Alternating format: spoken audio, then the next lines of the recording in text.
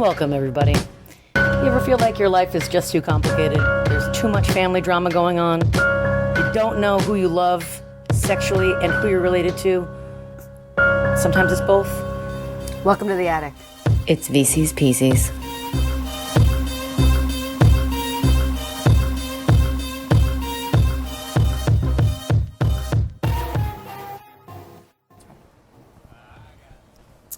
Hello, dear listener. Regret to inform you, singular, that we recorded a podcast for the third book in the series, If There Be Thorns.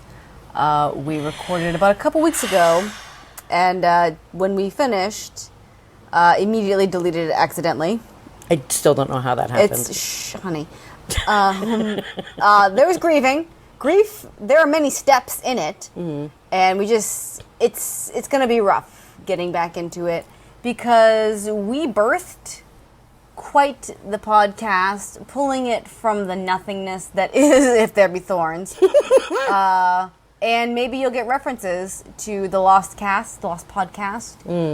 Just grieve with us, dear listener, singular, and know that we can move forward. We're stronger together. Always. Everyday heroes. Strong. We're all in this together. You and me, and that's it. Speaking of we, I'm Tia. I'm Katie. And here we are again with another episode of VC's Pieces podcast. So we are cranking right along in the Small and Danger family book series. Small and Danger. They are small and endangered. They're so small. Small. S-M-O-L small. Not Jory, which we will learn that he probably has like strong thighs, probably like a firm buttock. The strongest thighs. For a 14-ish-year-old human boy. So here's the synopsis of If There Be Thorns. Christopher and Kathy have made a loving home for their handsome and talented teenager Jory, their imaginative 9-year-old Bart, and a sweet baby daughter. Then an elderly woman and her strange butler move in next door. The old woman in black watches from her window, lures the lonely Bart inside with cookies and ice cream, and asks him to call her grandmother. Slowly Bart transforms, each visit pushing him closer to the edge of madness and violence, while his anguished parents can only watch. For Kathy and Chris, the horrors of the past have come home, and everything they love may soon be torn from them. Now, let me tell you. Let me take a big ol' sippy sip here. Our special guest star tonight is Sangria. Sangria, when you need to grieve the loss of the Lost podcast. Hey, before we get into it, sidebar, PSSSSS. Is it Tim Cook, Tim Apple? If you could reach into the cloud and get that, that'd be great. Yeah, Tim Apple. Tim Apple. Tim Apple, please. If you could reach into the core and pull out that seed. Oh, the seed! Oh, so good. Spoiler, we're doing foreshadowing for Jesus Christ. Yes, If There Be Jories. First of all, If There Be Jorns. If There Be Jorns. I can't remember the title of this book to save my life. It's right here. It's right there. It's in my hand. Is that mine? No, this one's mine. Okay. Is not it? I think this one's mine. Okay. Anyways. It's a communal book effort. It's very communist over here. Can't remember the name of it to save my life, but I also had it. I had the first 3 as a youngish person. Youngish. Teenager. Young adult. And I despised the fact that it was told from the point of view of the children because I was so engaged in Kathy and her choices that I wanted that voice to keep going through. And so I only read it once, maybe twice, because it's a thing you do sometimes. I'm going to read the series. Right. What's that like? And then rereading it, I was like, okay, we have a different voice here. Like this past time, I was like, okay, all right. But then when I was done, I was like, you know what? Fuck that. Fuck it. This is where we diverge. Okay. Yeah. I enjoy the perspective from the 2 kids. Because again, it's taking a break of Kathy talking about her hair, and now Tori gets to talk about Kathy's hair. Golden fan. Golden It's golden fan fiction. Yes. Oh my God.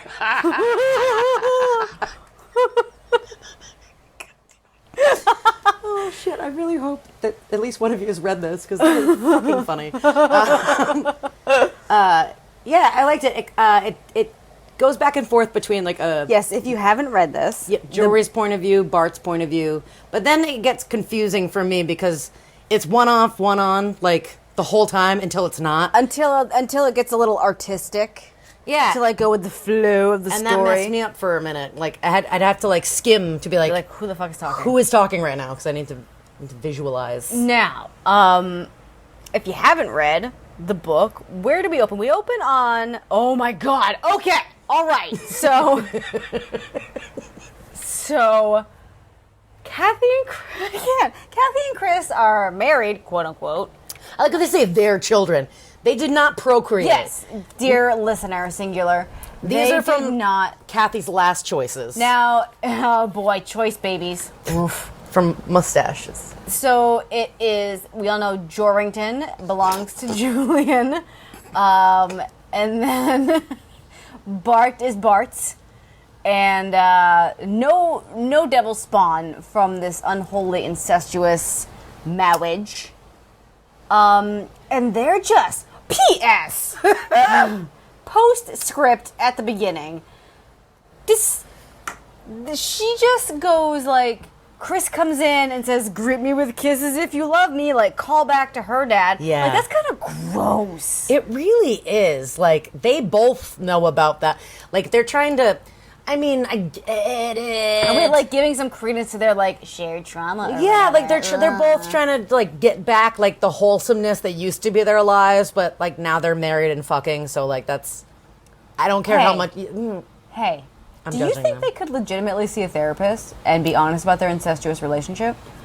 Wow, this is something on a Friday night. It's Saturday. Is it? Oh, it is.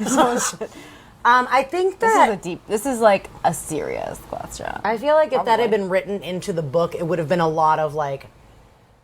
Maybe Chris decided to do it and Kathy was like, no, which like would be opposite of what we thought would happen because like... Chris is always like, no, we can't talk about it. And Kathy's like, but please stop trying to fuck me. I don't know.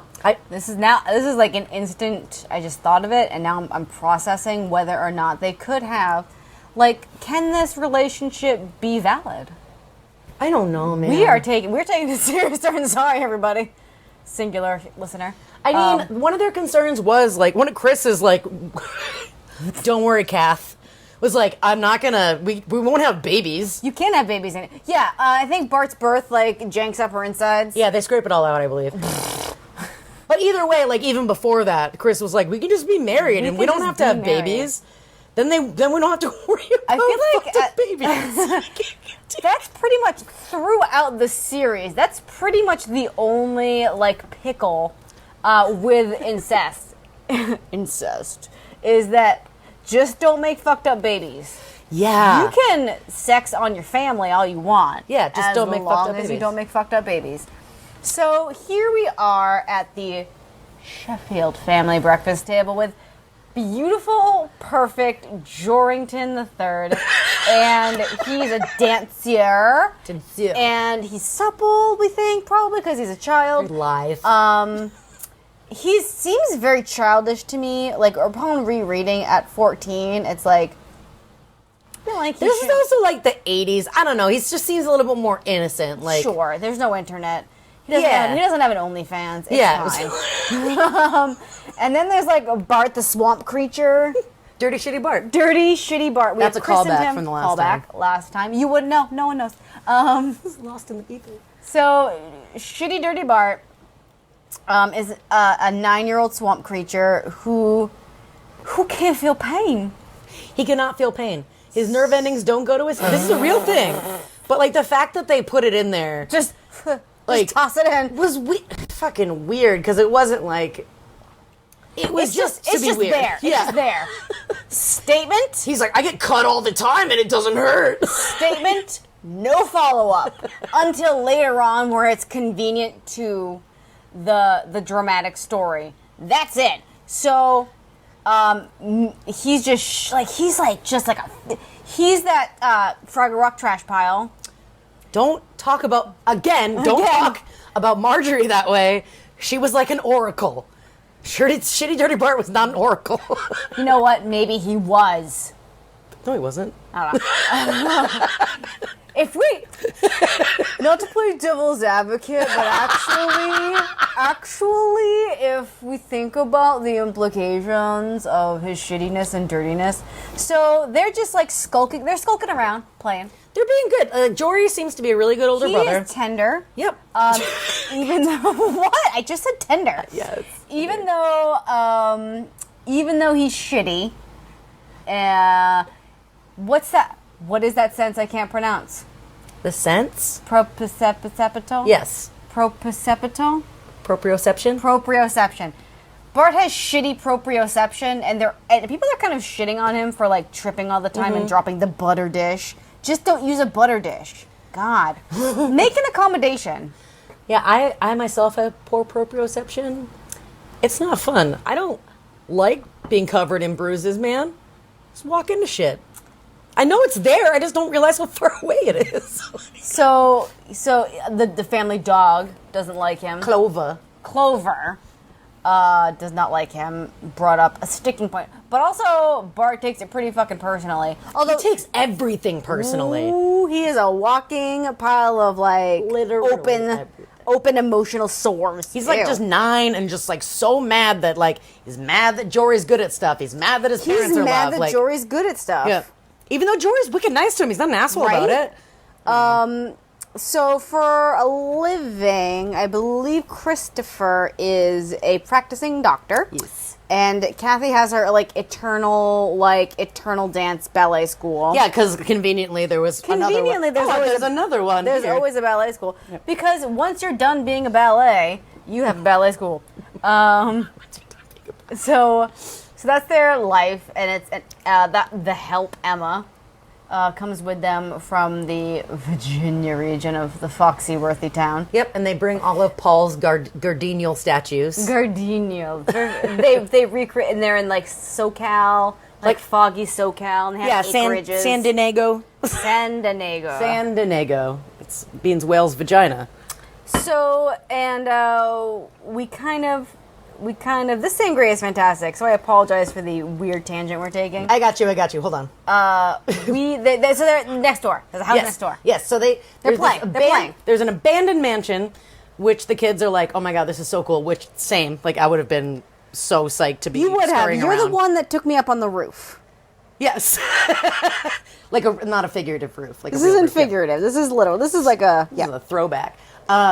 Yeah, so like they're scurrying around in this like empty mansion and they're having fun being brothers. Just constantly, just playing always. But I will say, as soon as I like heard abandoned mansion, I was like, VC, where you going with your PCs? Mansion.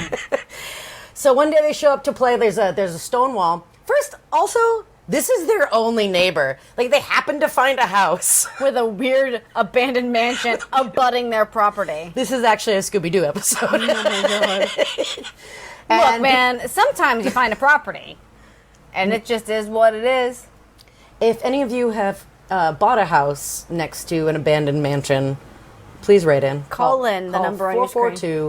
442-96100. 3. Anyway, so I don't remember at what point they're like, oh, there's going to be a neighbor. Like, it's getting cleaned. They just people start showing up to do stuff. Yeah. And Bart's pissed, of course, because like... Everything's a slight against Bart in his own mind. Yeah, it really is. Fascinating. Everything's a slight against Bart in his own mind, and Jory's like, chill, fuckface. But also, they're sitting on the wall, and like workers would be like, get off the wall, and Jory's like, I mean, it's half our wall anyways, dude. We're just going to sit here. I own this half. We're just looking. And you know what? Good on you. Because of course you're going to be interested. I'd be interested. Good job, Jonathan. Jorald. So young Jorald and Shitty Dirty Bart watch the neighbor move in, and the lady of the house shows up one day. She's ensconced in black, like all black, with a black veil, and more than once reference possibly being a Muslim or an Arab woman. Because she has like a veil over like her entire face, but also filmy, so you can see she looks exactly like fucking Kathy. Oh, what? She looks like Kathy. I wonder who this woman could be that would move into a mansion next door. Side fucking bar about Our Lady Catherine.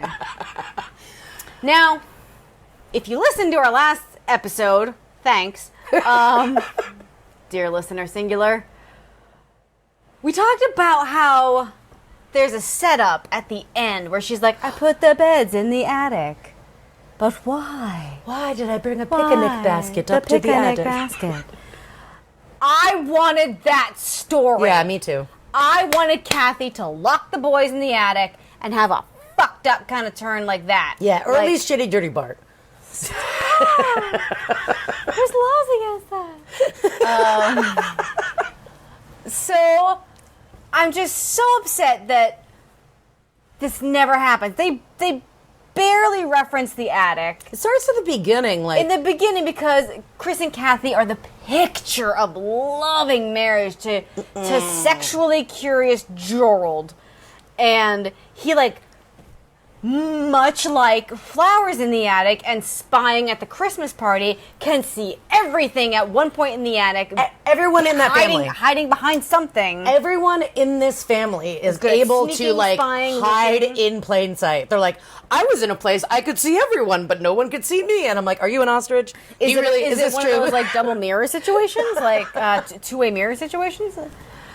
So it's, in the beginning, Chris and Kathy are the picture of a beautiful, loving marriage, and he's peeping and feeling tender about their tenderness, tender victuals. And but then Chris is like, what's up with this? Picnic basket? Remember our picnic basket? And she's like, it's just a fucking picnic basket. And then she's like, I don't know. He's like, where do these beds come from? And she's like, I don't remember putting them together. She was just up there dancing to Cinderella and spinning faster and faster and faster with a broom. And her hair was like a golden fan. Do we not want I want this story, like, cut, edit, like a Russ Meyer film, like, I'm with it, I'm not with it, it's scene missing, now there's beds, golden fan, picnic basket, whoever, whatever man is writing these now. Is it a dude? It's a dude. How do we feel about that? It doesn't matter. Yeah, it doesn't matter. No, you're absolutely right. I'm right. Yeah, moving forward. It absolutely does not matter. It's as idyllic as it can get when you have a shitty dirty Bart. So the neighbors move in and they're like, man, you don't like to play anymore at this abandoned tetanus factory. So it's fine. Don't worry, we'll find tetanus on our own later in the book. Yeah, foreshadowing. So spoiler alert. I don't remember under what conditions Bart goes over there. Does he just fucking go over there? Or they catch him? He's just weird. I don't skulking. know. Actually, I don't. We read this one so long ago, and we did such a good episode last time. I cannot remember. Like, I think maybe the old lady was by the fence, and she was like, "Come to me for ice cream and cake sometime, little boy." And he was like, "Cool," and then he pretended to be a cowboy. Yes. Which I'm kind of into. Everyone talks about how Bart is shitty and dirty. I don't know who says that. I don't know who says that. I've never heard that. So Jory just gets like ejaculated over for his like dancing talent. But Bart is very creative. He is. He fully has he'll pick a fantasy and just play. He really needed to be an actor, an author, a writer. He's supported, you know? He needed the support of being a weird kid. Just needed support of being a weird kid. I feel like one of us would have been fine with shitty dirty Bart. Pregnant pause. Sometimes you just need to support your kid if they're fucking weird. So he's just and there's this delightful scene where she's like, call me it's one of their first meetings. She's like, what if you called me grandmother? Yeah, because he was like, what's your name, lady? And she's like, grandmother. Grandmother. And it's like this really fucking weird scene, like a parlor. And he's like, so I strutted through the doors and was like, pew pew. And I said, give me another one, lady, because we're in a Western. It's really fucking weird and delightful. So that happens, and thus establishes their relationship. But he also meets the man of the house, ? John Anus. And oh no, John Anus. Back. Who remembers that anus? I remember that anus. Puckered and dry. Weird teeth. Weird teeth, and I feel like he is always this one-dimensional, like, drawing or cardboard cutout. Yeah, like, absolutely. Like, if when you read, you picture it in your head like a movie, TV screen, what have you, and when John Anus enters, it's like there's like Mr. Burns' T-Rex arms. Oh, absolutely. Yeah. And like someone just slides the drawing up into the frame. Yeah, or like pushes it through a doorway. Yeah. It's kind of like in Home Alone when Kevin tried to pretend like there was a party, but it was just a cutout of Michael Jordan on a train track. This is a surprisingly in-depth analysis of the character development of John. One-dimensional! That's a many-dimensioned explanation of a one-dimensional character. But like, I think it's just, I think at this point too, like, it's still like we're supposed to still think it's a mystery who this lady of the house is, which is ridiculous. Are we supposed to know, or are we not? You're not, I don't know. Through the tenure of the book, you are unsure if we, the reader, are supposed to know who these people are. I mean, and you think to yourself, it's fucking obvious, it's John Anus. We know who John Anus is, and the woman with the veil who kind of looks exactly like fucking Kathy. Kind of exactly. But they never say. And it's written very woman. Yeah. Woman, the old woman. The old woman. The grandmother. The mystery lady. But there was a night that Jory, like, scuttled over. He did. He was just like, you know what, I need to see who these fucking neighbors are. Why is this lady always wearing black? Is she a Muslim? And he, like, he scuttled over in the night and, like, shimmied up a tree. And he's like, she's in a rocking chair, but her veil is like not there. Yeah. And he was like, oh my God, it's like a weird old version of my mom, but her face has scars on it. And then he's like, bye. Yeah, and he just like scuttles down and goes away. Like maybe like a branch hit the tree. I think she like whipped around and looked, and he like scuttled away. Scene. And never to remember this scene again until later. Like never mentioned it. Like, hey, again. the lady next door kind of looks a fucking lot like mom. So there's a budding. So John Anus comes in. Let's get back to here, and he's like, she says you call me grandma. She's really your grandma. And gives 9-year-old shitty dirty Bart the journal of Malcolm Foxworth, so that he can read and be shittier, know how to make money ? And know about the evils of women. Oh yeah, they're so and bad. They're gold diggers. He ain't saying they a gold digger, but they is gold diggers. And they use their feminine wiles. And first of all, this kid's fucking 9. He does not understand like sexing for rent-a-center payments. Yeah, not at all. Furs, etc. So starts like mentally breaking him down because he's like looking for like horrible things all women do. Like if any woman or female character has like an emotion, he's like, oh, that's how they get you. That's exactly what John Amos said. So he's got Malcolm's diary, and he's like, read this and learn how to be smart in the monies and get the monies, and the women's is the evils. And he was like making him like recite it back to him. Yeah. It was mental. He would put the journal under his shirt and absorb the spirit of Malcolm. And in his weird, imaginative, unnurtured poor buddy. Existence, would skulk around and be like, my life was Malcolm, and I had a gimpy leg. I don't know. Yeah, he did. So that's exactly what he did. So this is what's happening. We have George being a dancer and like pubing out a little bit. Like he's interested in melody, spying on his parents, dancing. Also being concerned about his little brother. Also being concerned about brother, dog, la la la. And then we have this budding weirdness with Shitty Dirty Bart, the old lady, John Anus, separately, not together. They are never together. Although I believe he says John Anus, my wife. He refers to... But that's way later. Okay, yeah. fine. Yeah. So that's happening. Yeah, and who knows if that's just... And then one day over breakfast, I'm going to steal a baby. Yeah. Which is like real problem. You have fucking problems. I have fucking problems with this. Okay, so one day... Take this plot point. One day, Kathy comes skipping into breakfast and is like, oh my God, you remember how I said that one of my 19-year-old students got in a horrible car accident? Well, she's probably gonna die. We should take her daughter. She's 2. She's so cute. She kind of looks like Carrie, but without the huge head. What?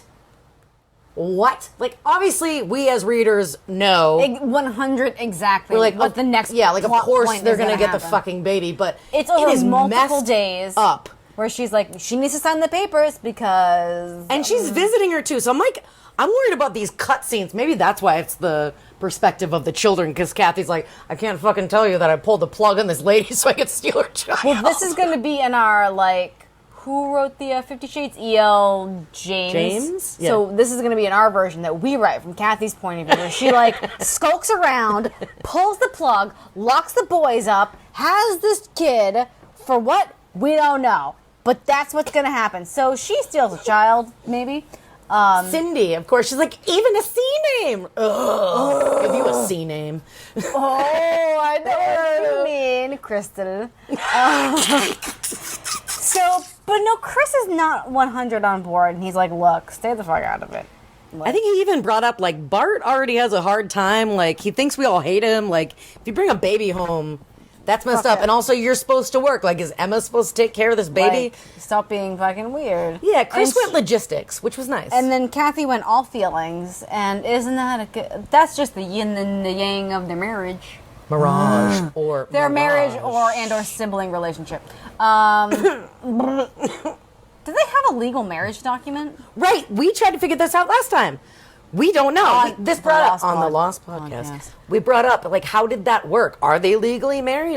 Who the fuck did they go to? I'm going to say yes, because Kathy had been married before multiple times.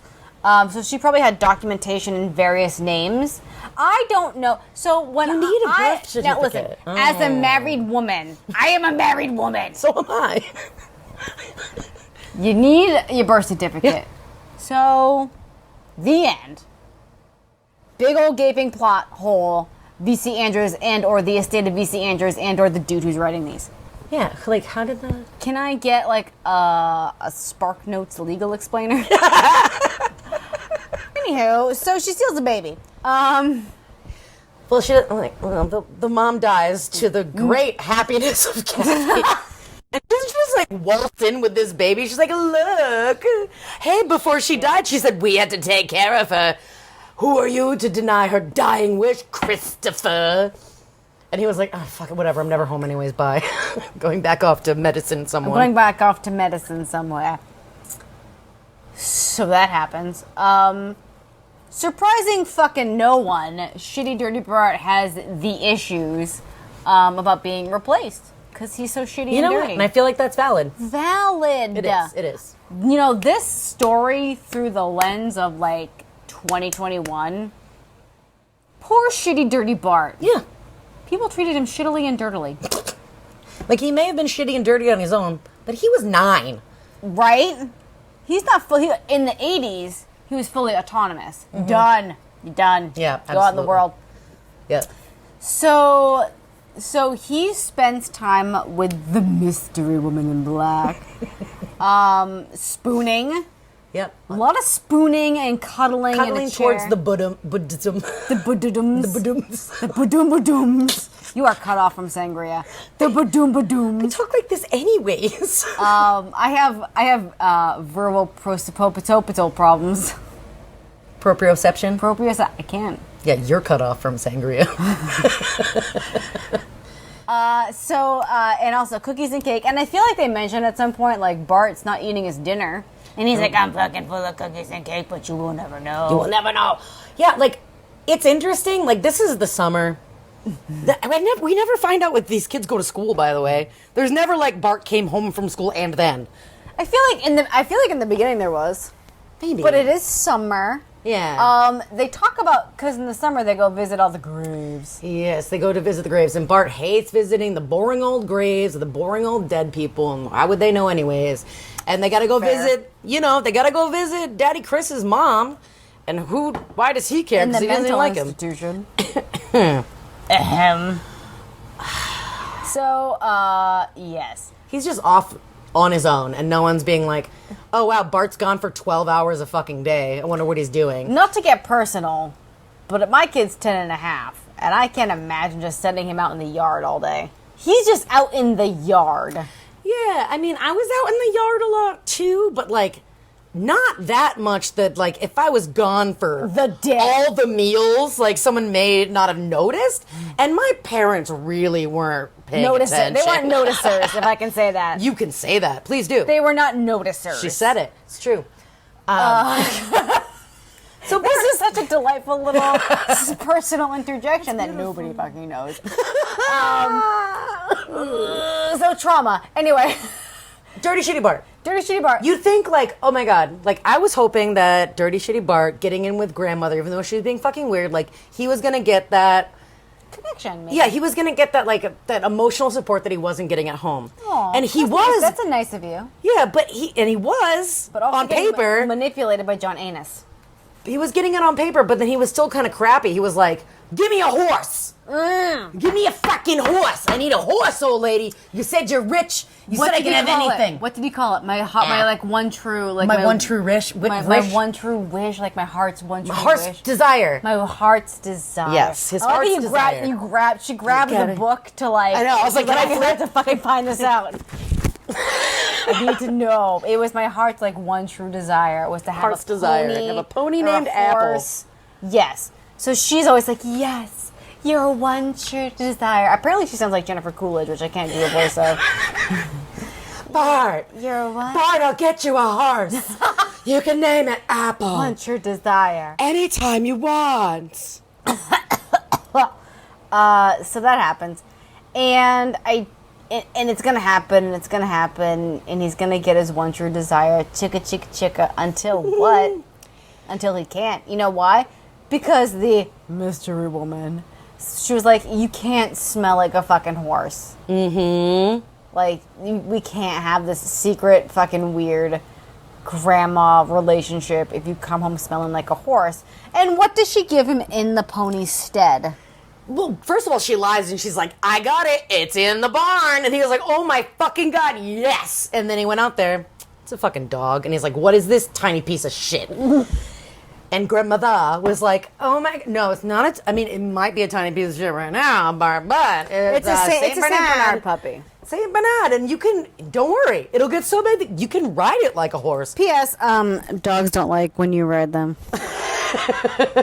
I hitch up a thing. I feel like my own personal family lore is that my older brother tried to ride one of our dogs like a horse and got bit. And my mom was like, that's what you get. We're trying to ride the dog like a horse. Val. They don't like Shout that. out to Val right now. Anywho, so she convinces him that this dog is much like a horse. And even better. And even better because it can help people with a brandy keg on a mountain. And he's like, great, well, still name it Apple. And then he's like, don't worry, I'm going to turn it into a horse. I'm going to imagine it into a horse. It's like feeding this fucking dog hay. Oh, like, that's going to be a thing that will work out in the long run. Jesus. So you're just mixing it in a little at a time. That dog will die. Well. So, yeah, Bart's on his own shit. And then Jory's got a recital coming up. And it comes out like, oh my God, Kathy's got a part. And Chris is like, what the fuck? Kathy, you have a fucked up knee. You got a bum knee. You ain't supposed to dance, Kathy. And she's like, it's a little part. And then she's like, it's the smallest part, and it's wicked fucking easy. And this will be the last time I dance. My son. I need to dance with my son, Joraldine. I need to. I need to dance with him. And Chris is like, ugh. Fine, I guess. I can't argue with you, Kathy, because you're just bring more babies home. So I feel like during the dance, there was this whole Oh, I remember now. So, I knew that the family wasn't there at the start. And that Correct. was like a thing. That was a point. So why weren't they there? And I just remembered why. Ooh, Yeah. woof. Because we've Mental. sexualized a toddler. We have. We have. We haven't. We haven't. Someone fucking has. Yeah, whether it be VC or the dude or the John estate. Anus. It's John. It's not me. It's John Anus. Yeah, so Bart is like coming home from talking to the anus and his grandma. Smoking around. And he's like, oh my God, Cindy. Look at her beautiful. She's like curls. 2 and she's in the kiddie pool. She's trying to make me want it. Like, it was really uncomfortable. It was unnecessary. And he's got fucking scissors. And then it like cuts to the next chapter and like being like, You're oh, the like, family's not "Oh." here. And we're like, why? Did he stab this child? No, he just cut all of her hair off. so that she can't use her toddler feminine wiles. Yep.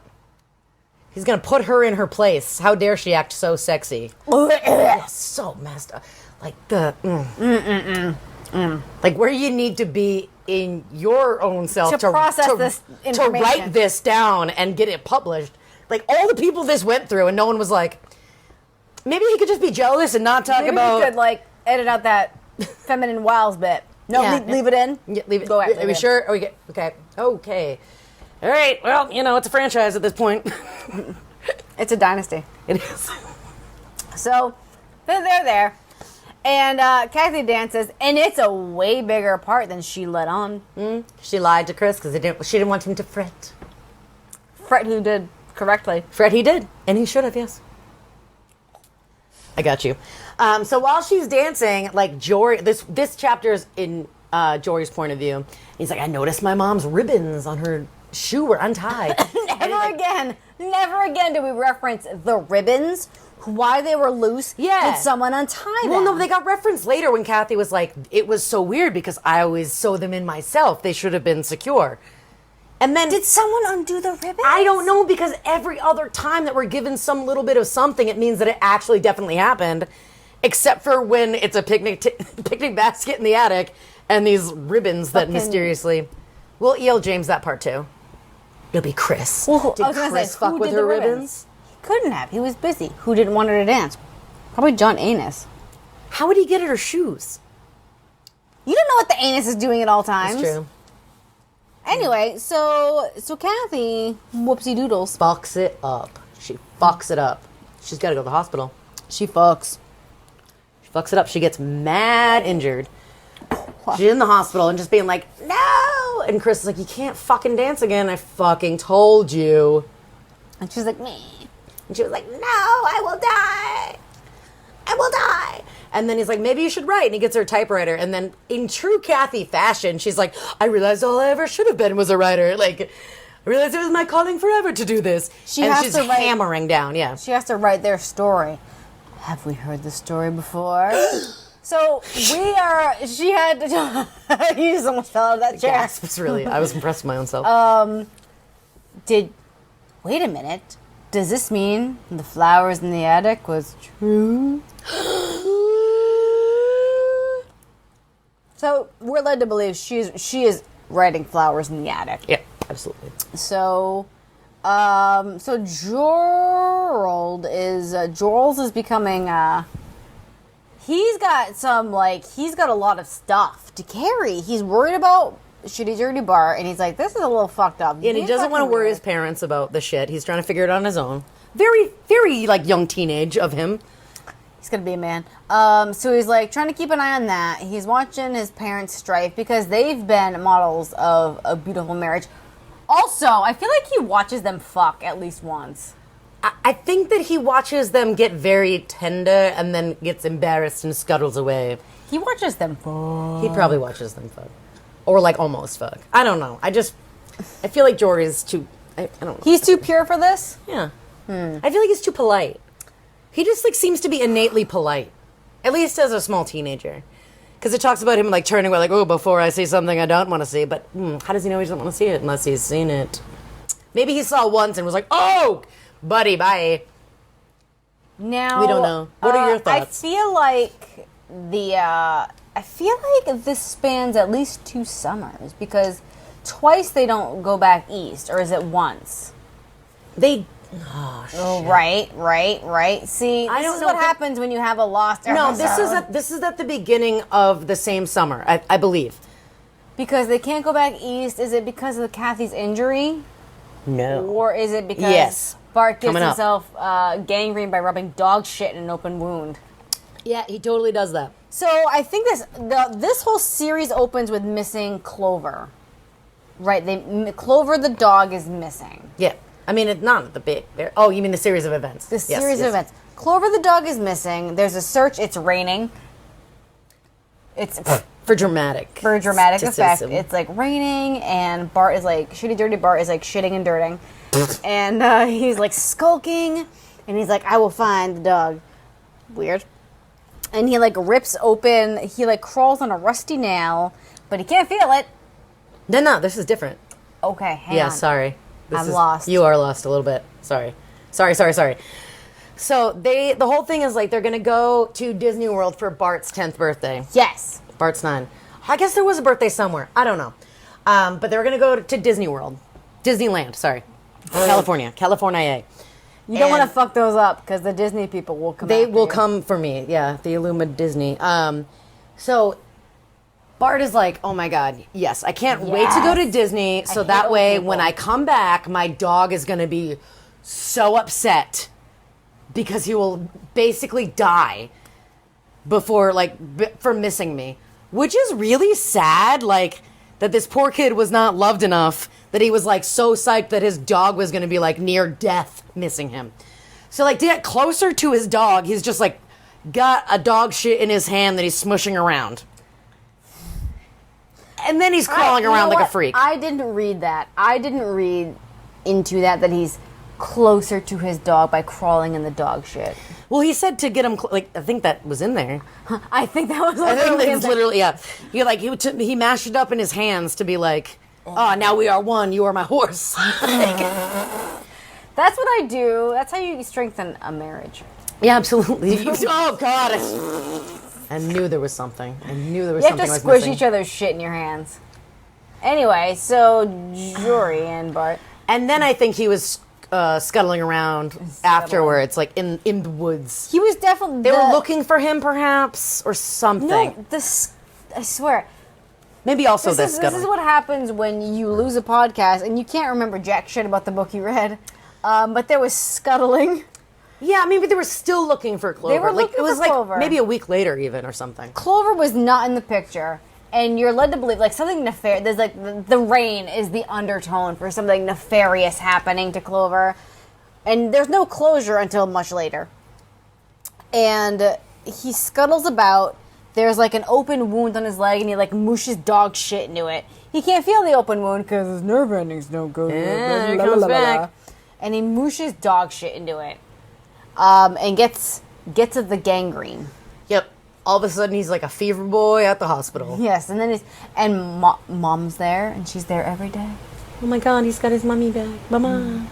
Mama. He doesn't respond to the antibiotics, if I'm to remember correctly. Yeah, they keep being like, you're going to lose the leg, you're going to lose the leg. We need permission to amputate. And Jorrington, bursts in, and he's like, no, Daddy, Uncle.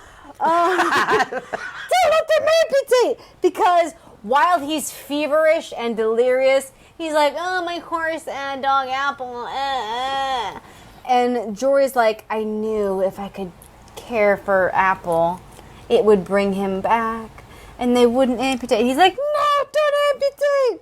And he goes to find the dog. And he finds the dog, starving to death. Mm-hmm. In a spot where, there was no food and the water was, just out of reach. He was, staked up in the barn. Staked up. In the barn, couldn't get out. Staked up, fucked up, wrong. So Jory's it up, golden childs it, and feeds him and plays with him and waters him. Because he thinks he's doing a lovely thing for his brother. I mean, he's doing a good thing by that dog. Yeah. Someone. So, and then he goes to Bart, and he's like, your apple's great, it's fine, don't lose your leg. And then it gets better. So... If I'm going to break the fourth wall, you just ate one of those alcoholic cherries and you I just had a cherry that was steeped in rum for like a day. Oh. Power through. It's what Jorald would have wanted. I could light my breath on fire right now. It's fine. We're in mourning. So he doesn't lose his leg, but he's like extra shitty now because he's fucking gimpy. Which is actually kind of nice for him because he's like, I'm closer to Malcolm now that I'm a gimp too. I'm closer to Malcolm now. No one trusts him around Cindy. Cindy the baby. This is going off the rails and I love it. So... One more cherry. So... I'm like eating nail polish remover. God damn it. Just take your medicine. So Kathy's writing all the time now. She's fretting about Bart and also writing 24/7. And John Anus has instructed... No! Jory's like, oh shit, we need backup. I feel like at some point I'm getting... This is like happening parallel. I feel like this is happening parallel. Because it's both, it's chapter skipping swap off, and we're getting confused. Sangria isn't helping, we're getting confused. It's helping a lot. So we have two parallel tracks here. On one track, we have Shitty Dirty Bart getting manipulated by both the mystery woman and John Anus, who is like, ugh, Malcolm's diary, bring me the chapters, don't mar them, don't muss them. No one can know. Which, I don't know, that's too tall of an order for Bart. I have no idea how Bart would have snuck out. Literal shit fingerprints on them. Like how did Bart sneak out like pristine, crisp papers? Like scuttle them across, like over a wall. Over acres. And then like, put them back. That part is actually the most unbelievable part of this the whole series. That one, thank you. That one part was like, don't mar the pages. And we just blithely accept that happens. No. Parallel to this is Jory, who writes to Madame Marishka, Julian's mother. Call back to the last book, Madame Marishka over there in South Carolina. And now, if you've been on this journey with us, you know Madame Marishka has taught Kathy since the age of 15. And when 16, they all went to live with Daddy Paul Sheffield. So she knows the family. Undertones. She knows the family. So he writes to his Graham, Madam M. Graham M. And it's like, oh, Mom needs help. She's all writing all the time. Yeah, we won't be able to visit you, so Again. hey. And then he was like, surprise, Mom and Daddy Chris. Daddy Chris. Grandma Mama Nom is coming. And they were like, okay, fuck. So... my favorite thing that we talked about on the Lost episode was that she just fucking buys a car when she arrives. She gets off a plane and buys a fucking car. And she's hours late because she's such a shit-ass driver. Yeah, those were some weird details. That was some weird details. Just like a thrown aside little nibble. She's like, my son, Julian loved shitty cars, so I figured I would just buy a shitty car. Coming from Green Glen, South Carolina to the California area, she's like, I don't know, I'm driving all fucked up. I don't know where I'm going. I'm like 17 hours late. Where's my dinner? Suck it. Yep. Pretty good. Which is some energy that I'm into. Yeah, she's awesome. I like her a lot. And then she's like, hello, brother Chris. Oh. Dunk, drunk, bunk. No, she was like, hello, Kathy, because Chris was waiting for her and they needed to peace out to go be a doctor because she was so late. Doctoring. He was doctoring. So Madam M comes in while Kathy is furiously typing on a typewriter. I'm acting it out. Imagine it. Just is a lot of limp wristing. And Madam M comes in and she's like, hey, what up? I guess you're kind of fucked. What's going on? Hey, where's Paul? How's Paul doing? He's been too sick to come visit, right? He's been so sick every year that you come and your brother escorts you. And this is when we realize that for a fucking 10 years she hasn't fucking told. So, but also, how do we know this? It's because Jory's lurking. Mm-hmm. Yeah, Jory's lurking. Seeing everything but not being seen. Mm-hmm. Always. So yeah, so I kind of like. I feel like Madame M is like this kind of '80s like AC Slater kind of sitting backwards on a chair. I think that's just how like Russian ballet instructors are. Yeah, it's like one or the other. You're the AC Slater. It's the same. They're all AC Slater. So your brother? Yeah, she's like, I see these pictures of you guys looking pretty cozy. What the fuck's up with that? So he where's came out Paul? here with you? Paul Yeah. lives his bro. And she's like, shut up.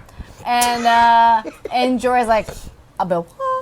And then I think that I don't remember when, like Jory's struggling to process this, and I feel like is this the same time that Bart also is kind of like, Bart's lurky too, but I think what it was like Bart was reading the book, so that yeah. I mean, like that's where he was getting at the same time. I don't know. I feel like That Paul Probably. Sheffield, because I think Bart was raised to believe Paul Sheffield is his father, or no? No. Very confusing. I don't know.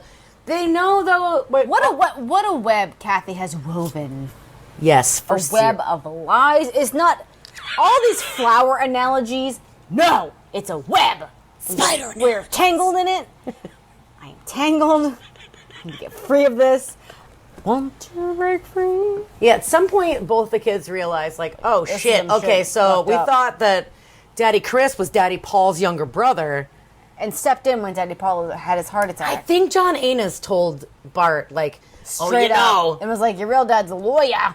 Yeah, he did. Yeah, he did. When you said lawyer. that, yeah, that's exactly how I read that. In that accent. Yes, he was like, you're named after the guy who like literally had the same name as you. A lawyer. Now you gotta be smart. So, yes, that is happening, and Madame M is being very dramatic, like the Russian dancers do, and is like, you know what? I'm gonna tell everybody about this incest. No one ever says incest, by the way. They don't. They say relationship. Yeah. Although, to be fair, I probably would try to be polite if I knew about someone being incestuous with their family member. Would you? Like, is that is that a blanket statement or is it dependent on the situation? I feel like it's a blanket statement. I'm generally non-confrontational. Anyway, so she gets confrontational and is like, you let me take Jornold back to South Carolina and teach him the dance to be like the Julian and George, or I tell everyone about this relationship with your brother. And she's like, fuck you! And then, was that before or after Madame M? I feel like Madame M takes over the dance school. I think that was that same night, I believe, that she showed up, yeah. And then after that, she's like, yeah, whatever the fuck, fine, heal your leg, I'm just gonna go take over your dance school. Yeah. Yep. And then she's like, and then they blow up at each other, and it's a big fuck off time. So we've previously discussed that these books are like a freight train. Mm-hmm. For the most part, this book is like the train that like toddlers ride at an amusement park. It's very plodding. It's on the same track going around and around. We are like banging through these plot points because we can't remember anything. But also, like, the book bangs through plot points too. Make no mistake. So it's like there's a plot point and a plot point, and then it meanders there. If that makes sense. So it's like it's many chapters of cookies and ice cream bar, ballet jewelry. Cookies and ice cream bar, ballet jewelry. Cookies and ice cream bar, ballet jewelry. Should we have a child? Cookies and ice cream, ballet jewelry. When am I going to get this child? Cookies and ice cream bar, ballet jewelry. Look at, she's so pretty. So it's like, yeah, I fucking get it. I fucking get it. Jesus. But in truer form, when it gets to that crescendo, it's building and things are happening. And Kathy is maybe being exposed by Madame M, but also maybe not. Who fucking knows? I don't remember how Madame M exits the story. I don't know. I think she pieces She out. just like drives off. Yeah, like I can't into the with California shitty car. coast. Yeah, I don't know. She just drives off. It's like, hey, bye. We find out. I think Jory says that like, oh, she just died in her sleep one night. No, I don't think that happened. She does. The book's right in front of you. If you could find me that. How will I find it? It's No, we're not real timing this. Go ahead. So, also, after the whole hair-cutting, sensual 2-year-old incident, Bart goes to therapy.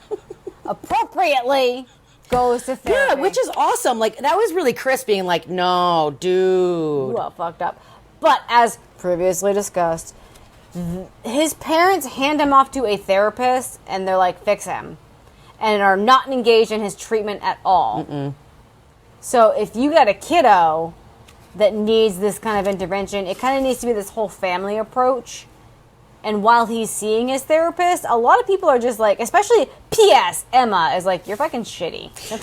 Don't touch my pork chops. That's true. So everyone still has this kind of like sub feeling of like Bart being shitty. And Bart's also like, I'm just gonna lie to my therapist and not tell him about Malcolm. So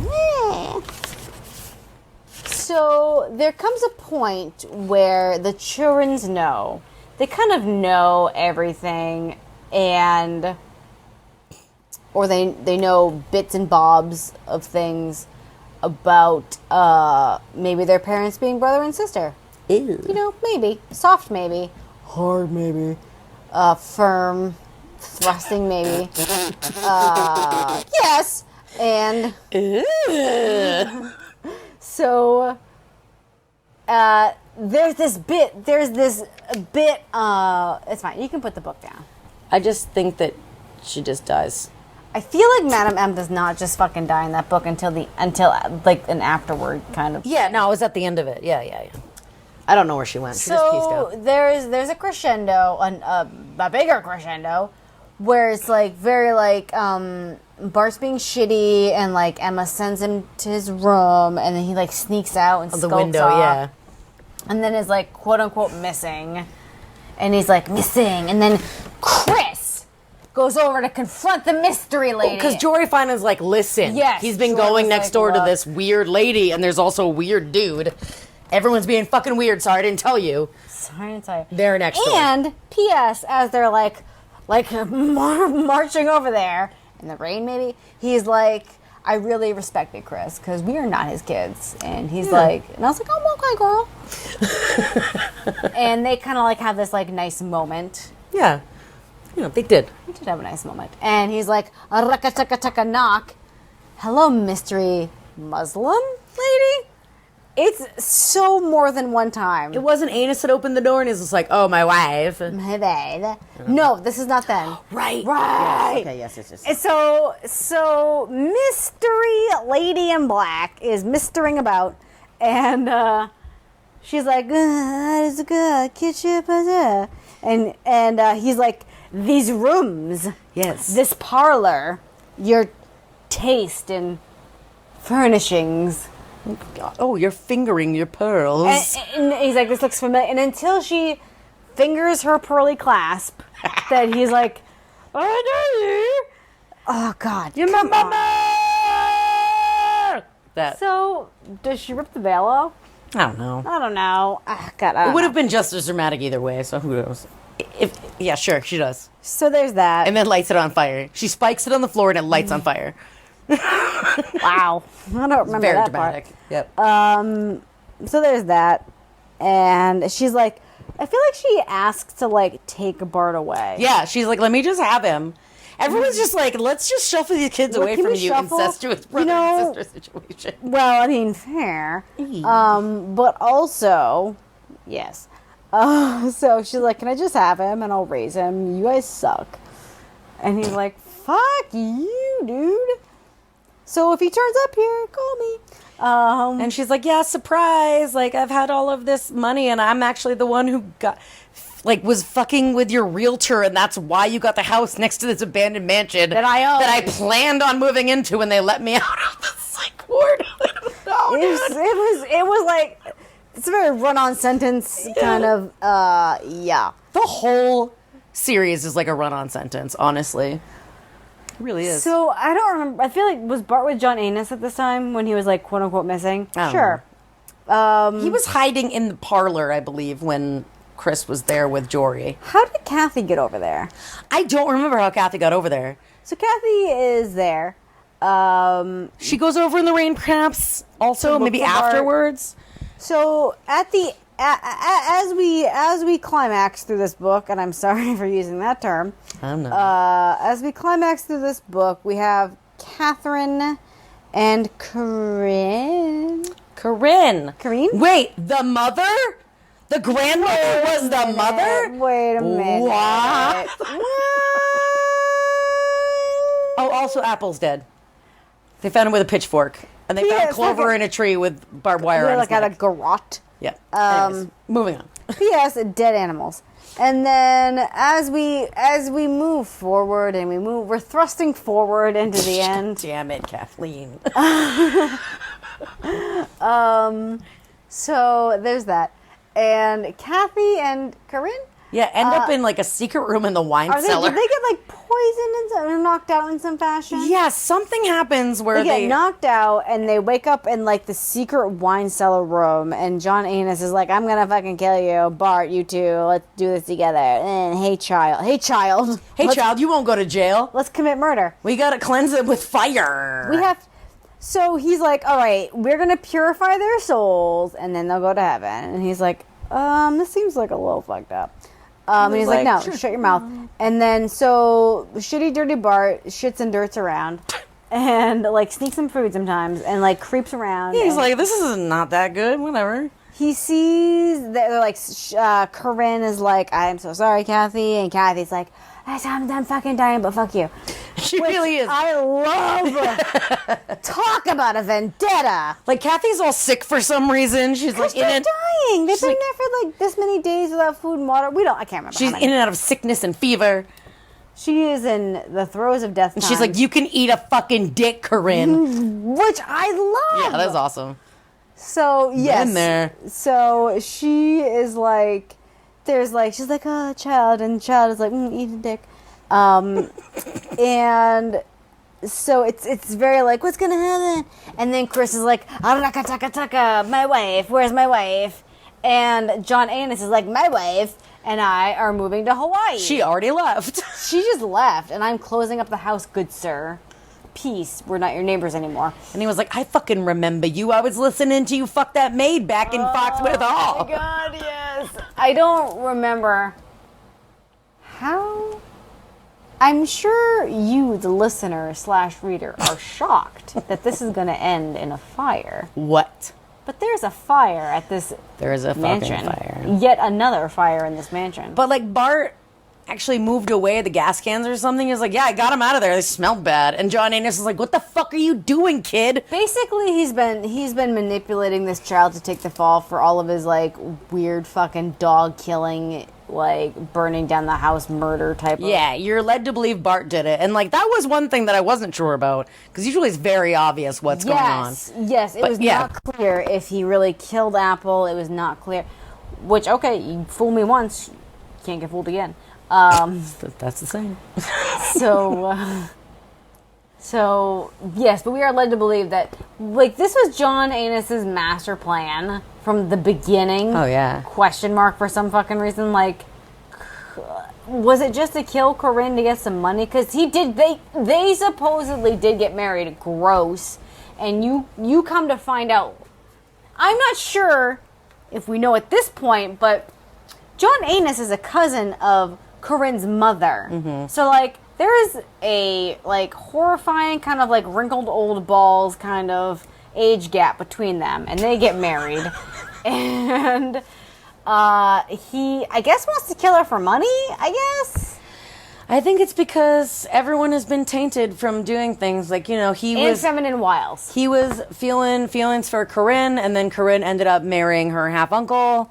And then, her daughter went on to marry the brother. But also, there's millions that are rightfully his for some fucking reason. I don't fucking know. Yeah. And so there's a fire. And how I picture any sort of fire that has to do with this family is like it's a cartoon of a bunch of firefighters bumping into each other. Like, what about like a Scooby-Doo mini? Like someone goes in one door and immediately comes out the wrong door. Yeah, it's fucking stupid. Like, pray to God that if your house is on fire, none of these people show up. Because it's like, oh, I'll help you out. But wait, we gotta go back in for that one. We gotta go, hold on. And like somehow it turned into I like Benny Hill shit, yeah. that like cartoon where someone goes in one door and immediately comes out the wrong door. I picture people bumping into each other and like, like accidentally putting the hose in someone's butt or something and it comes out their mouth. Like, it's mental. So for some reason, even though there's like strapping young Jorald and strapping Chris, they were like, oh shit, Kathy's still inside. And Corinne's like, don't worry, I'll get her. And they're like, cool, frail old lady, you can do that. And I'm not sure if you know, in literature, that's a redemptive arc. Ugh. She sacrificed. All right, literature, get over yourself. This is not literature either. Ma'am. It's not a movie, it's a film. So for some reason, they're like, oh, that sounds good. Old lady, crippled old lady, go back down in the basement and get Corinne. Whoever. Kathy. Get Kathy. Corinne, get Kathy. Go. And then she brings her outside. And then Kathy's like, oh my God, you're dead now. And I always did love you. I forgive you. Goodbye. And then I knew that I always did forgive her. Jesus fucking Christ. And then they're like, yeah. And then there's like, later, Corinne left everyone a bunch of money. She even left some people to Cindy. money that didn't even need any. Right. Not even her natural bones. Right. But she left most of it to Bart. And, and Chris and Kathy bought him a fucking pony so he could finally have his heart's desire. And that is the honestly, end. this book is just a stopgap to the next one. Yeah. I feel like it's just a like This is fucking end. Yeah. It's just a how do I get to the next one where we're back into Kathy's POV. Oh.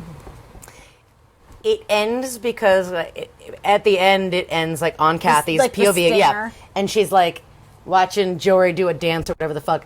And like, oh, and then there's Bart with that red leather-bound journal that he always carries around. The strange thing is, the original burned up in the fire, and this one was blank. Come on now.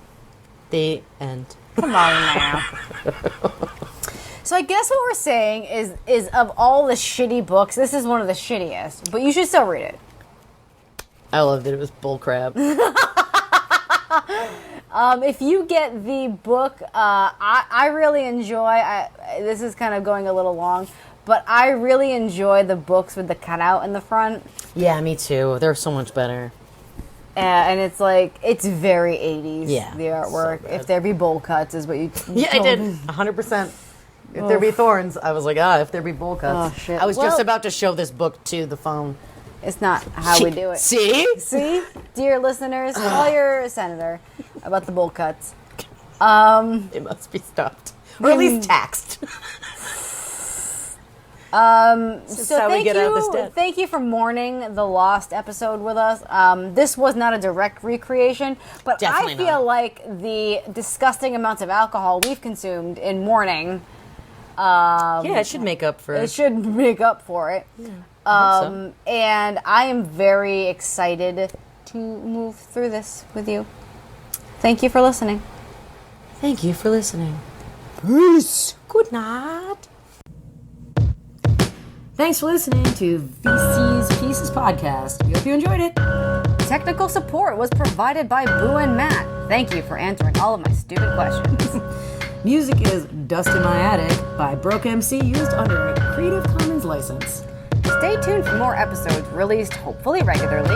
In the meantime, have a powdered donut, tend those evil seeds, and try to control yourself at the next family function.